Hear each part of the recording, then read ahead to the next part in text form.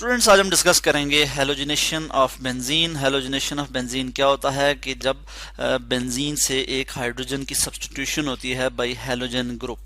ठीक है, यहाँ पे मैं बेंजीन का स्ट्रक्चर शो कर लेता हूँ। ये आपके पास आप देख सकते हैं कि ये स्ट्रक्चर आ गया बेंजीन का। ठीक है, हर कार्नर जो है वो एक कार्बन को रिप्रेजेंट कर रहा है और हमें पता है कि हर कार्बन के साथ एक हाइड्रोजन भी मौजूद है, यानी यहाँ पे भी एक हाइड्रोजन है, यहाँ पे भी एक हाइड्रोजन है। ठीक हो गया। इसी तरह यहाँ पे भी एक हाइड्रोजन, यानी 6 कार्बन है तो 6 हाइड्रोजन भी हैं। ये आपको पता है, इससे पहले आप पढ़ चुके हैं। तो जब हम एक हाइड्रोजन को यहाँ से रिप्लेस करेंगे और उसकी जगह कोई हैलोजन ग्रुप अटैच कर देंगे तो इस चीज़ को हम कहते हैं हैलोजिनेशन। और ये हैलोजिनेशन ऑफ बेंजीन जो है, यानी बेंजीन जब रिएक्ट करता है हैलोजेंस के साथ, तो ये किस तरह से रिएक्ट करता है, ये in the presence of catalyst जो है वो रिएक्ट करता है। और वो कैटलिस्ट क्या होता है, जैसे FeBr3 मैं यहाँ पे लिख लूँगा, FeBr3 है, FeCl है, इनको हम कहते हैं FeCl3, इनको हम कहते हैं लुईस एसिड। ये क्या होते हैं जी? लुईस एसिड, यानी इलेक्ट्रॉन पेयर एक्सेप्टर होते हैं। ठीक है, ये क्या होते हैं जी? Electron pair acceptor. ये भी हम इससे पहले पढ़ चुके हैं। ठीक है, कि लुईस एसिड जो है क्या होते हैं? इलेक्ट्रॉन पेयर एक्सेप्टर होते हैं। इनकी मौजूदगी में इनको हम यूज करते हैं एज अ कैटलिस्ट के तौर पे। तो हैलोजिनेशन रिएक्शन होता है जी, यानी बेंजीन में जो है वो बेंजीन हैलोजन के साथ जो है वो रिएक्ट करता है। हैलोजन का हमें पता है, जैसे फ्लोरीन है, फ्लोरीन, क्लोरीन, क्लोरीन है, जैसे ब्रोमीन है, आयोडीन है, ये क्या है? हैलोजन है। और इस केस में अगर हम बात करते हैं तो जो फ्लोरीन है ये बहुत ज़्यादा विगोरस रिएक्शन शो करता है। ठीक है, इसके साथ बहुत विगोरस रिएक्शन होता है, बहुत एनर्जेटिक होता है। और जो क्लोरीन और ब्रोमीन है वो नॉर्मल कंडीशन में रिएक्शन शो कर लेते हैं। मैं इस तरह से यहाँ पे लिख लूँगा। और जो हमारे पास आ जाता है आयोडीन, ये बहुत ज़्यादा स्लो रिएक्शन शो करता है और जिसके नतीजे में जो यील्ड है वो भी बहुत पोर यील्ड आती है। तो हम अब बात करेंगे कि कैटलिस्ट की मौजूदगी में बेंजीन जो है वो किस तरह से रिएक्शन शो करता है हैलोजेंस के साथ।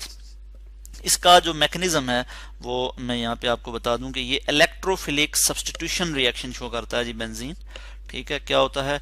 Electrophilic substitution reaction, electrophilic substitution reaction. और यानी इसमें क्या होता है कि एक पावरफुल इलेक्ट्रोफाइल जनरेट किया जाता है।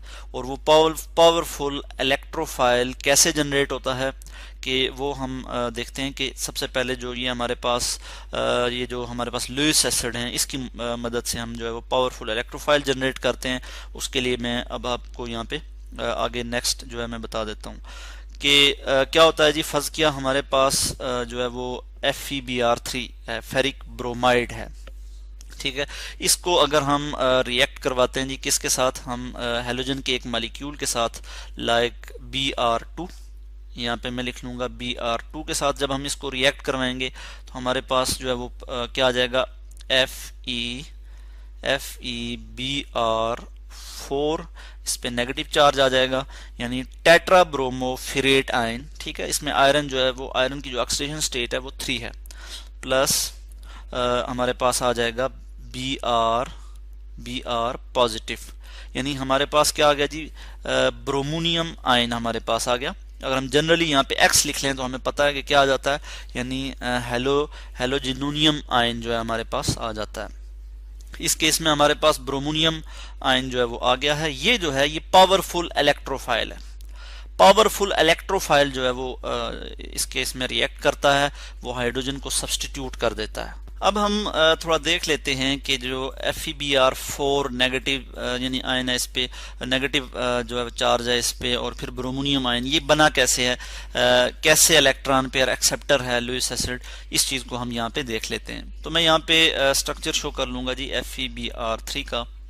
कुछ इस तरह से इसका स्ट्रक्चर आ जाता है। और इसमें क्या होता है कि जो हमारे पास ये जो आयरन है, इसके पास कितने इलेक्ट्रॉन हैं? इसके पास अगर हम देखें तो 2 इलेक्ट्रॉन इस तरह से, यानी एक इलेक्ट्रॉन ये शेयर कर रहा है इस ब्रोमीन के साथ, यानी यूं समझे आपके 2 इलेक्ट्रॉन प्लस 2 4 और प्लस 2 6, टोटल 6 इलेक्ट्रॉन है। इसका ऑक्टेट कंप्लीट नहीं है, इसको ऑक्टेट कंप्लीट करना है। ठीक है, तभी ये इलेक्ट्रॉन जो है वो एक्सेप्ट करता है। ठीक है, इसको हम कहते हैं इलेक्ट्रॉन पेयर एक्सेप्टर, यानी ये लुईस एसिड है। तो ये क्या करेगा, इस तरह से मैं यहाँ पे ब्रोमीन जो है वो शो कर लेता हूँ। तो यहाँ से ये एक ब्रोमीन जब ये इसके साथ रिएक्ट करेगा तो क्या होगा कि ये वाला जो ब्रोमीन है ये इलेक्ट्रॉन पेयर अपना यूज करते हुए जो आयरन है इसके साथ शेयरिंग करेगा, ठीक है। और वो किस तरह से करेगा ये चीज मैं अभी आपको यहाँ पे बता देता हूँ। यानी यहाँ पे मैं इस चीज को यहाँ पे इस तरह से शो कर लेता हूँ, जब ये इसके नजदीक आएगा तो इस पे पार्शियल पॉजिटिव चार्ज आ जाएगा, सॉरी इस पे पार्शियल पॉजिटिव चार्ज आ जाएगा, इस पे पार्शियल नेगेटिव चार्ज आ जाएगा। यानी जो ब्रोमीन जो है इससे दूर है उसके जो इलेक्ट्रॉन की डेंसिटी है वो इसकी तरफ अट्रैक्ट होगी और इसके जो इलेक्ट्रॉन है ये इसकी तरफ जो है वो अट्रैक्ट होंगे, जिसकी वजह से ये जो ब्रोमीन का एक मॉलिक्यूल है ये पोलर हो जाएगा, पोलरिटी प्रोड्यूस हो जाएगी। तो जब पोलरिटी प्रोड्यूस होगी तो क्या होगा कि यहाँ से ये जो इस ब्रोमीन के साथ जो शेयर्ड इलेक्ट्रॉन है इस ब्रोमीन का, वो इलेक्ट्रॉन भी इधर शिफ्ट हो जाएगा, ठीक है, वो इलेक्ट्रॉन इधर शिफ्ट हो जाएगा। और क्या हो जाएगा फिर मैं यहाँ पे डायरेक्ट जो है वो आपको दिखा देता हूँ। यानी हमारे पास क्या बन जाएगा, बी आर नेगेटिव, 2 इलेक्ट्रॉन, मैं इसके इलेक्ट्रॉन यहाँ पे शो कर लेता हूँ। इसके पास अब कितने इलेक्ट्रॉन हो गए, 1 2 3 4 5 6 और एक इलेक्ट्रॉन इसका अपना था और एक दूसरे ब्रोमीन का इलेक्ट्रॉन, उसको मैं जरा डिफरेंट कलर से इस तरह से शो कर लेता हूँ, इसलिए इस पे क्या आ गया, नेगेटिव चार्ज। और बी आर पॉजिटिव जो बना, ठीक है, वो ये हमारे पास ये आ गया। अब हम देखते हैं कि यहाँ पे क्या होगा कि इसके पास जो है वो इलेक्ट्रॉन हैं मौजूद हैं, ठीक है। तो ये अपने इलेक्ट्रॉन जो है वो शेयर करेगा इस आयरन के साथ, यानी वन साइडेड शेयरिंग होगी इलेक्ट्रॉन की। और इस तरह की बॉन्डिंग को हम कहते हैं डेटिव कोवेलेंट बॉन्ड। और नतीजतन हमारे पास क्या आ जाएगा जी, मैं इस चीज को यहाँ पे आपको शो कर लेता हूँ कि हमारे पास प्रोडक्ट क्या आ जाएगी, कि इस तरह से मैं यहाँ पे जो है वो ब्रोमीन को यहाँ पे शो कर लूँगा। यानी यहाँ पे मैं इसको यहाँ से कॉपी करके यहाँ पे लिख लेता हूँ और यहाँ पे क्या हो गया जी कि ये ब्रोमीन ने जो है वो जो शेयरिंग इलेक्ट्रॉन है वो सिर्फ ब्रोमीन के ही हैं, वन साइडेड शेयरिंग है। तो इस तरह की बॉन्डिंग को हम कहते हैं, इसको हम क्या कहते हैं जी, डेटिव कोवेलेंट बॉन्ड या कोऑर्डिनेट कोवेलेंट बॉन्ड, ठीक है। इसको हम क्या कहते हैं, कोऑर्डिनेट कोवेलेंट बॉन्ड, और इस पे नेगेटिव चार्ज आ जाएगा, ठीक है। तो ये कुछ इस तरह की सिचुएशन होगी, यानी FeBr4 नेगेटिव बनेगा और Br पॉजिटिव यानी ब्रोमोनियम आयन बनेगा।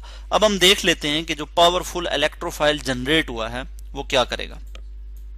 यानी Br पॉजिटिव ब्रोमोनियम आयन हमारे पास पावरफुल इलेक्ट्रोफाइल जनरेट हुआ है। तो पावरफुल इलेक्ट्रोफाइल जो है वो बेंजीन रिंग से क्या करेगा जी, इसके जो पाई इलेक्ट्रॉन है इनको स्ट्रांगली अपनी तरफ अट्रैक्ट करेगा। ये आप देख सकते हैं कि पाई इलेक्ट्रॉन को स्ट्रांगली अपनी तरफ अट्रैक्ट करेगा। और नेक्स्ट स्टेप में हम देख लेते हैं कि क्या हो जाएगा जी, मैं इसी चीज को यहाँ पे आपको दिखा देता हूँ। नेक्स्ट स्टेप में क्या होगा, ये जो पाई इलेक्ट्रॉन है ये जब इधर शिफ्ट होंगे, ठीक है, तो इसमें क्या हो जाएगा, यहाँ पे रिंग जो है वो डिस्टेबलाइज हो जाएगा, इधर पॉजिटिव चार्ज आ जाएगा। यहाँ पे क्या आ जाएगा जी, हमारे पास ब्रोमीन जो है वो यहाँ पे आके अटैच हो जाएगा और हाइड्रोजन ये इस तरह से यहाँ पे आ जाएगा, ठीक हो गया। तो इसको हम कहते हैं बेंजीनोनियम आयन। क्या कहते हैं जी, मैं यहाँ लिख लेता हूँ मैं इसको जरा बेहतर करके लिख लूँ, बेंजीन लिखा और फिर ONIUM बेंजीनोनियम आयन, ठीक हो गया। और अब क्या होगा जी कि जो हमारे पास बेस है बना, यानी FeBr4 नेगेटिव, वो एज अ बेस के तौर पे एक्ट करेगा। मैं यहाँ पे लिख लूंगा FeBr4, इस पे नेगेटिव चार्ज है, ये एज अ बेस के तौर पे एक्ट करेगा और ये यहाँ से पेयर ऑफ इलेक्ट्रॉन जो है वो इस हाइड्रोजन को देगा, इस हाइड्रोजन की तरफ शिफ्ट करेगा। अब यूं समझें तो यहाँ से ये हाइड्रोजन जो है वो अपना इलेक्ट्रॉन रिलीज कर देगा बेंजीन रिंग को। चूंकि बेंजीन रिंग जो है अब ये डिस्टेबलाइज हो गया है, इसकी जो डीलोकलाइजेशन थी ये डिसरप्ट हो गई है, इस पे पॉजिटिव चार्ज आ गया, ठीक है। तो इसकी जो डिस्टेबिलिटी हो गई है, इसको स्टेबल करने के लिए यहाँ से हाइड्रोजन क्या करेगा, अपने इलेक्ट्रॉन रिलीज कर लेगा, यानी प्रोटॉन। अब क्या हो गया, यानी जब ये अपना इलेक्ट्रॉन लूज कर देगा, पीछे क्या बचेगा, प्रोटॉन, ठीक है। और क्या हो जाएगा, अब मैं इसी चीज को यहाँ पे शो कर लूंगा और बल्कि यहाँ पे मैं लिख लेता हूँ। अब जो है बेंजीन में जो है वो उसके जो पाई इलेक्ट्रॉन है वो दोबारा उसी तरह से डीलोकलाइज हो जाएंगे, दोबारा डीलोकलाइजेशन स्टार्ट हो जाएगी, यानी इलेक्ट्रॉन जो है वो पाई इलेक्ट्रॉन जो रिंग के अंदर जो है वो मूव करेंगे इस तरह से, ठीक है। और मैं यहाँ पे इसी तरह शो कर लूंगा कि यहाँ पे भी डबल बॉन्ड आ गया है और ब्रोमीन जो है वो यहाँ पे अटैच हो गया है, ठीक है, यानी सब्स्टिट्यूशन हो गया, हाइड्रोजन यहाँ से रिप्लेस हो गया है। प्लस प्लस यहाँ पे मैं क्या लिखूंगा, मैं इसको नीचे लिख लेता हूं कि प्लस HBr, एक हाइड्रोजन और एक ब्रोमीन मिलके यानी HBr बना लेंगे और हमारे पास जो कैटलिस्ट है वो रीजनरेट हो जाएगा। क्या आ जाएगा जी यहाँ पे FeBr3, ठीक है, ये हमारे पास रीजनरेट हो गया है। हमें पता है कि जो कैटलिस्ट है वो रिएक्शन में हिस्सा नहीं लेता, टेक पार्ट नहीं करता रिएक्शन में, बल्कि वो रिएक्शन की स्पीड को बढ़ा देता है, ठीक है। उसका काम क्या होता है, रिएक्शन की स्पीड को बढ़ा देना, और at the end of the reaction वो जो है वो रीजनरेट हो जाता है। तो इस तरह से हमने आज देखा कि हैलोजिनेशन ऑफ बेंजीन किस तरह से हुई, इसका हमने मैकेनिज्म देखा। और ये हमारे पास क्या बन गया है जी, ब्रोमो बेंजीन। ये क्या है, मैं यहाँ लिख लेता हूँ, ब्रोमोबेंजीन। यानी हमने देखा कि किस तरह से पावरफुल इलेक्ट्रोफाइल जनरेट होता है कि हम लुईस एसिड यानी जो कि इलेक्ट्रॉन पेयर एक्सेप्टर होता है, ठीक है, इसके साथ हम रिएक्ट करवाते हैं हैलोजन के किसी मॉलिक्यूल को, जिसके नतीजे में हमारे पास पावरफुल इलेक्ट्रोफाइल जनरेट होता है।